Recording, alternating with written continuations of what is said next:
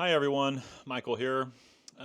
Recently I've had a few messages regarding my avionics and some of the wiring involved in the Grand Rapids Technologies instrumentation here.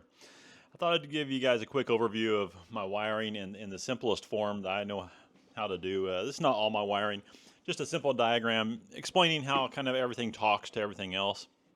That was a little bit confusing at first, getting all the manuals, putting them all together and figuring out what goes where. Here's how I did mine. Let me just give you a brief overview of what I have starting out. I have the Sport EX EFIS screen from Grand Rapids Technologies. And I like the Sport EFIS. You can get a cheap version or a less expensive version that doesn't have quite the functionality of some of the more expensive versions, but as you feel the need to upgrade, a lot of times it's just a software update, so you can upgrade as you have the funds available, and you can have more functionality to it, more inputs, that type of thing.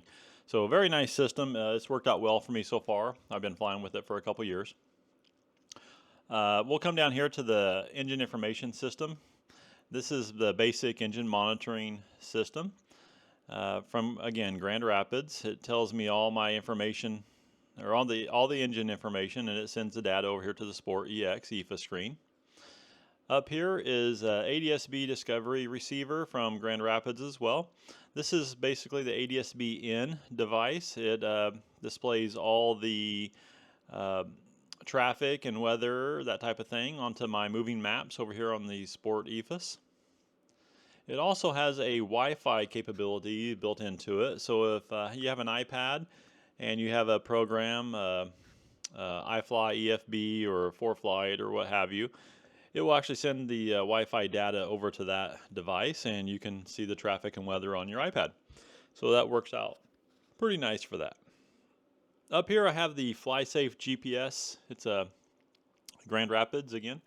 It's their 2020 compliant ADS-B out GPS, and this will come over here and connect to the transponder, so the ADS-B out will be legal and fully functioning with the WASP GPS, and again, that's been working wonderful for me. Over here I have the autopilot. It also connects to the Sport EFIS, and the control head for the autopilot is actually on the Sport EFIS itself. The transponder, the control head for that's also on the EFIS.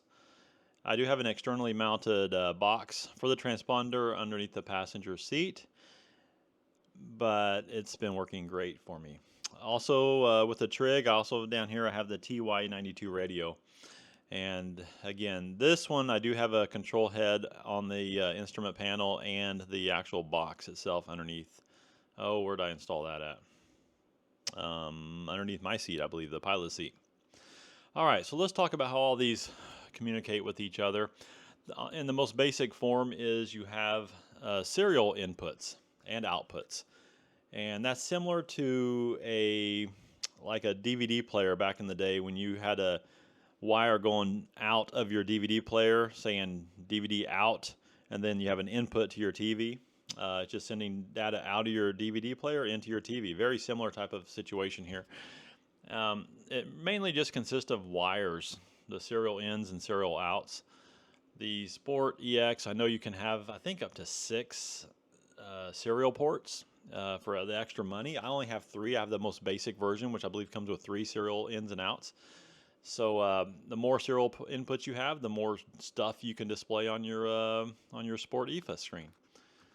So let me show you what I have on my serial port in and out number 1. If you follow the lines, come up here. I have the serial 1 in and out connected to the FlySafe GPS. And what this is, it's connected to the in and out of the FlySafe. And one thing good about the FlySafe is, I say I have 3 serial ports. On the EX, I have 1, 2, and 3. But one of the added benefits of the FlySafe GPS is it comes with an additional 3 serial ports. So that's why you see number 4, number 5, and number 6 right here. Those are additional serial ports that actually gives you more functionality. And I actually did need those serial ports with all the things I have going into my EFIS screen. So in and out is just going to the basic in and out from the FlySafe GPS. The WASP GPS up here also gives me my moving map GPS signal that connects directly into the Sport EFIS by this connection right here. The number 2 serial in and out goes over here to the ADS-B Discovery receiver, so it gives me more of a direct link to the traffic and weather. Number 3 is the autopilot. So 3 in and out on the Sport EFIS goes to the autopilot. Grand Rapids did say that they want this to be a direct connection to the EFIS screen.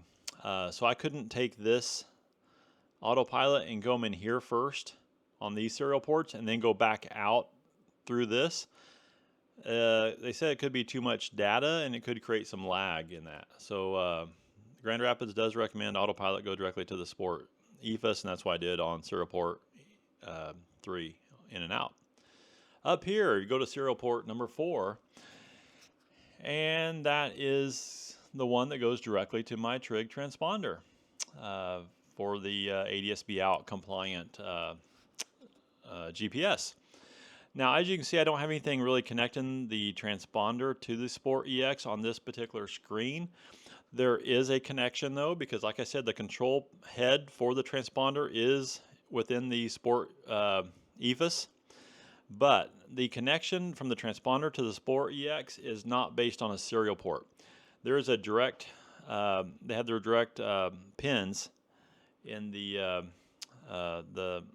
D sub pins actually that connects on the back of the screen that connects directly for a transponder. There's 2 of them. And they go directly into the transponder in 2 separate pins there too. So again, they do talk to each other, but it's not a serial port. Number 4 over here, this is serial port going in, is I have my EIS, and number 5 is the EIS as well. So number 4, so these don't have to correspond to each other. They're all independent ports here. So 4 and 5 go to my EIS. So my EIS does seem to like it has a lot of data to it, but evidently the data is not so much that there's lag going to the screen here. So my EIS goes up into my serial ports, up to the FlySafe, and then it comes out these ports here, and then goes into my Sport EFIS screen and displays all the data on my Sport EFIS.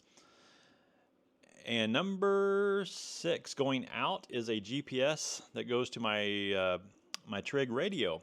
And the reason I have a GPS going to my Trig radio is because if you put a destination into the Sport EFIS screen and you push memory on the control unit for the radio, it will actually display the frequencies for that destination airport. It'll have the ground, tower, approach, those type of things, the ADIS information. It'll have all that data into the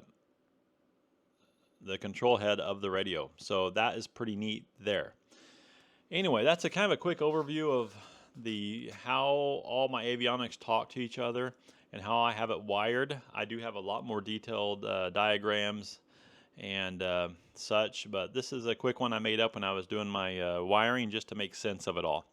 And some of these pins on here, don't hold them as gospel. They are probably accurate, but again, I wouldn't hold those as gospel. Definitely read your manual, see what pins goes to what.